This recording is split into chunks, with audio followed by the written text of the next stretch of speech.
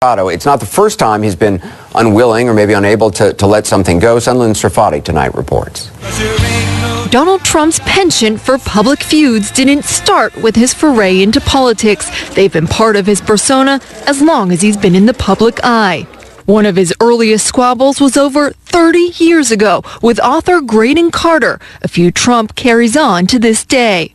Carter was the editor of Spy magazine in the 80s and referred to Trump as a, quote, short-fingered vulgarian. Trump has never let it go. Listen to Carter this year on NPR. He'll send me pictures, tear sheets of magazines, and with a gold Sharpie, he'll circle his fingers and in his handwriting say, "See, not so short." And I know it just gives him absolute fits.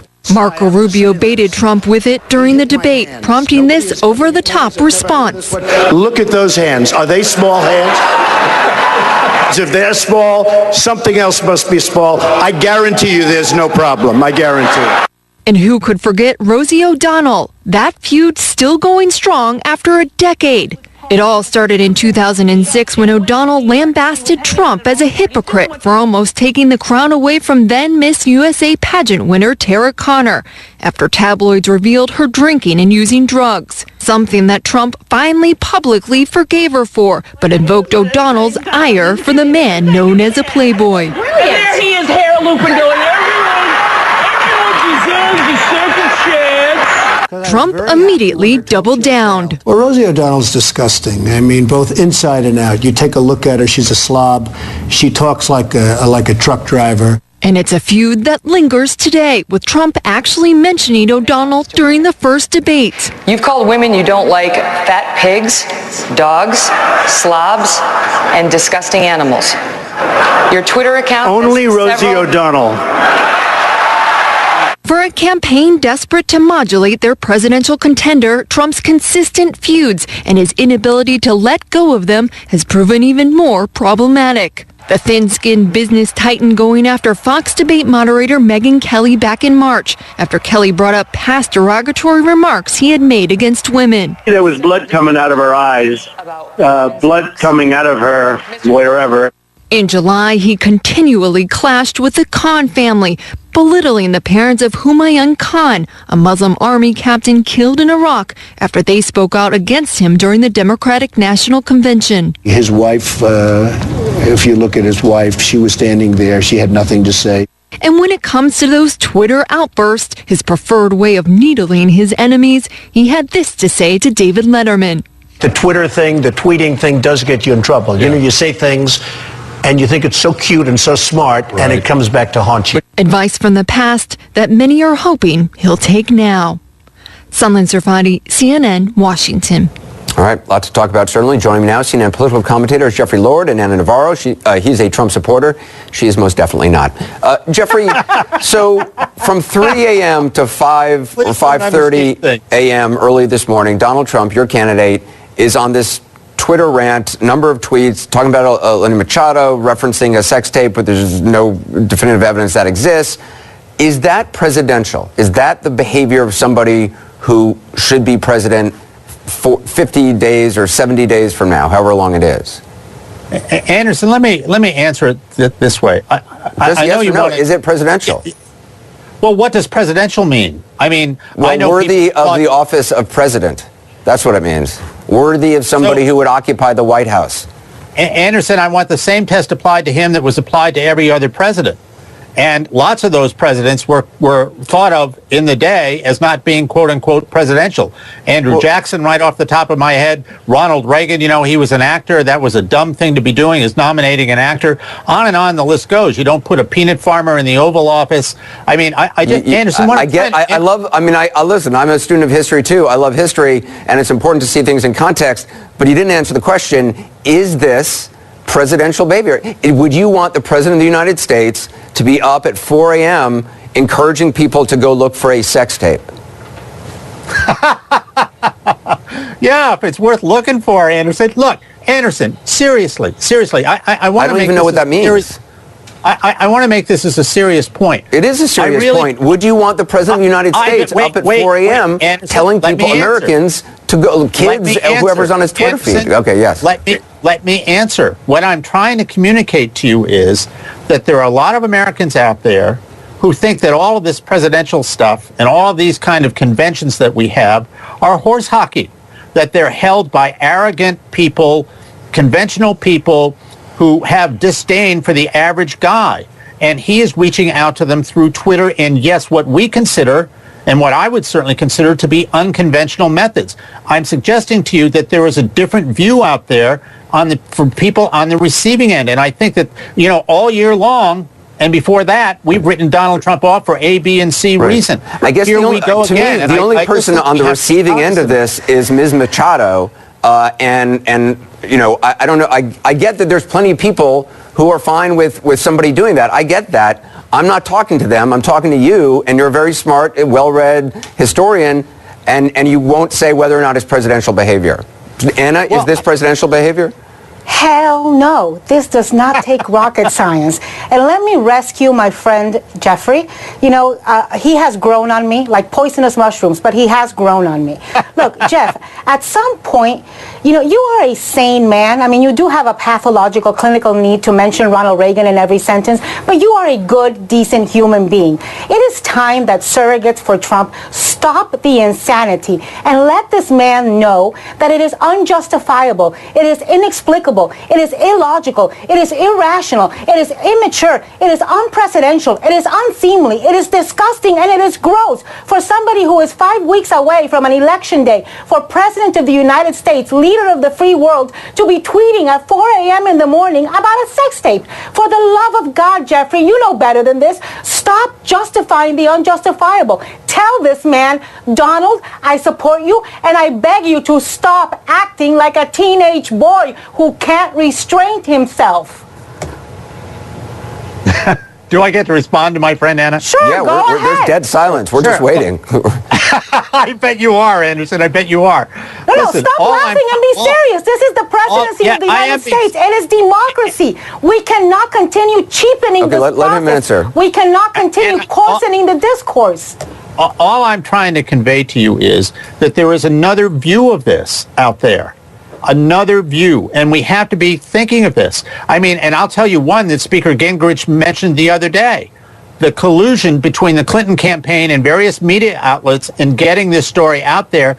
They were prepped ahead of time. They were cued that she was going to mention Alicia Machado's name, and they set the whole thing up. That media manipulation is a big deal to a lot of people out here. If you said something, Jeffrey, if your candidate, the day after the debate, if your candidate had said, you know what, back then I was the owner of that pageant, back then I was an entertainer, I really shouldn't have said that things. I shouldn't have called a 19-year-old girl a fat pig, Miss Housekeeping. And you know what, I'm sorry Anna, for have it. you heard The story would be dead today. Yeah. Instead, he has kept it alive for 5 Jeffrey, days. you do admit that it's your candidate who has kept this alive. This isn't about collusion and media talking about this on, trying to extend the story. Yes. He has kept this alive. Yes, Anderson, I do agree with that. I'm just suggesting that we may be playing under different rules here that none of us understand, with the possible exception of Donald Trump. That, all along the line here, he's done things. I mean, I remember the Wall Street Journal saying in the very beginning when he said something, I think it was the McCain quote, that, he had proceeded to his inevitable implosion. Well, he's now the Republican nominee. I'm just I get it. Look, porn is popular. Maybe he's tapping into the porn electorate. I get it. Okay, maybe that's his brilliance. But I still, the basic question to me is it the behavior of somebody who should occupy the White House? And it's a question you won't answer. But it's either yes or no. It's either presidential behavior or it's Anderson, not. it isn't yes or no. It isn't. Was Bill Clinton and Monica Lewinsky presidential behavior? No, it wasn't. And that's why he got impeached. Someone was talking about your And all of America agrees it wasn't presidential. There is nothing wrong with admitting when your candidate is doing something that is not presidential. Jeffrey, please rescue yourself, really. All I'm saying to you is I think there is a different standard out there that we are not yet fully cognizant of in all of this. And the definition of what presidential is or is not, Anderson, and I would agree with you, but if that's what you want, yes, no, it is not presidential by the old standards. But I am not sure those standards apply anymore. Okay, I Truly, am not. guess, I mean, maybe I'm like totally behind the times, but I guess when I say what is think we all may be presidential, behind the well, times, I guess what I say when something's presidential is when there's a kid in 5th grade and he's sitting in his classroom and he's looking up and he sees the name of the president on the blackboard, or he sees the president picture on there, that is somebody who he or she aspires to be like, aspires to emulate, and the teacher can say that is the president of the United States, they're a good, decent person, and they have values. And I mean, it's somebody that we look up to as Americans, and I'm just wondering, it just seems, and there's plenty of presidents who have not lived up to that, and, you know, we've covered it extensively, but it just seems... Or not in the day. Well, yes, I was not alive in the day of Andrew Jackson, and there wasn't TV. I don't know how much coverage Andrew Jackson got, but Bill Clinton got plenty of coverage, as I seem to recall in my early days at ABC News. JFK did not, though. I mean, I think this began to break with Richard Nixon. I mean, we don't need to do the history thing here, but Anderson, I just think we need to be cautious. Yes, if you're asking me, do I think it's presidential by the old standards, I would say no. Okay. But I am not Let me just say this, Jeffrey. Decency, gravity, gravitas, seriousness are not old standards. They are the presidency of the United States. When you sit in that Oval Office, it's not about old standards or new standards. It's about decency. It's about humanity. It's about the knowledge of taking it very seriously that you are representing every American. Donald Trump is the only person I know who drunk tweets sober. And he does it at 4 a.m. in the morning. And it's time that you guys who support him tell him, put the phone down. Do not do this, because you are reminding us that you are insane, erratic, and not fit to have the nuclear codes of this country. Jeffrey, is it your understanding, I mean, is there anybody in Trump's circle who can say to him, you know what, delete your Twitter account? Or get an intern to be your Twitter person, or get God a responsible person, get an employee to be your Twitter person. But, or between the hours of, midnight and 6:30 a.m., don't tweet. I mean, is there anybody in the circle who can talk to him like that? Anderson, I think by his own admission, I think I'm right in this, that he says his wife has told him not to do this, and he does this. So I don't know what else to tell you. Well, I think Melania, for the good of the country, should try to smother him with a pillow when she sees him grab that Twitter at 3, 4 o'clock in the morning, because it is just insane what he's doing. Forget him running for president. He is an adult male, 70 years old, who is behaving like an irrepressible child who cannot restrain his basic needs. He is like a bull who sees a red cape and just charges, thrashes for it without thinking of the consequences. It is not presidential. It is not Republican. And the reason I'm speaking so hard about this is because I want the American electorate to know he does not represent Republican values. He does not represent American values. And this Republican is unwilling to justify it or say that it is a rational behavior by a 70-year-old nominee for president. Jeffrey, Trump is saying that he did not take the bait that Hillary Clinton. Is it your belief that he didn't take the bait? Because again, as I said at the top of the program, I don't know a lot about fishing, but this seems to be the textbook definition of taking the bait.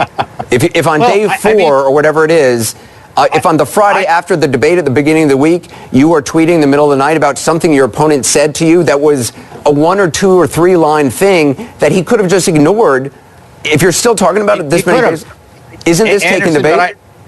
I mean, by a lot of circumstances, I would think so. But again, I'm not sure that a lot of people see this. And just one last thought. He's going to be here in central Pennsylvania tomorrow, over here in Lancaster County.